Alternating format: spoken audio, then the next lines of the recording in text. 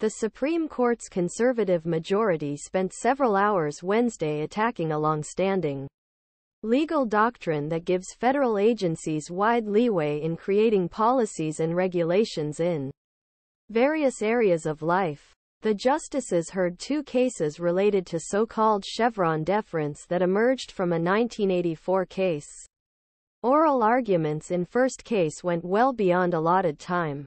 Conservatives have signaled a willingness to reverse decades-old case, and their liberal counterparts have raised alarm about how such a reversal would upend way federal government enforces any regulations.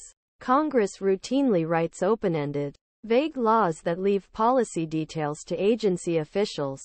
Chevron deference stipulates that when disagreements arise over formulation of an ambiguous law, judges must defer to the agency's interpretations, as long as interpretations are reasonable.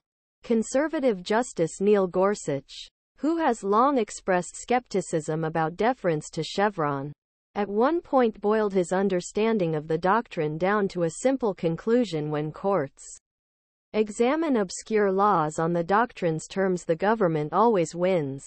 Chevron is being exploited against individual and in favor of the government, Gorsuch said, arguing that doctrine allows agencies to win disputes filed against them by Social Security, disabled applicants, or veterans seeking benefits. And it seems to me it could be argued that Chevron has a different impact on different classes of people. And certainly the other side makes argument strongly. It's not always possible to determine how court will rule based on what emerges at oral arguments. But given court's stance on Wednesday, Chevron supporters have good reason to believe doctrine faces a real threat at high court. Roberts asks how much is left of Chevron, while liberals on bench peppered Roman Martinez, an attorney for one of fishing companies, with questions about how federal agencies would proceed with policymaking if Chevron deference was struck down by court. Chief Justice John Roberts instead wondered how important doctrine still was in the federal court system.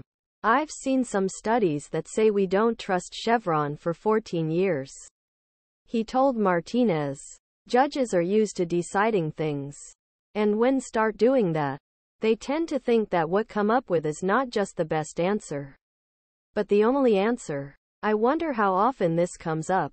Although Roberts' court hasn't trusted Chevron since 2016, lower courts have had to use it in thorny cases involving agency jurisdiction, including 2 hearings Wednesday. Martinez said, the reason the problem arises is because you've told the lower courts how to make their interpretations.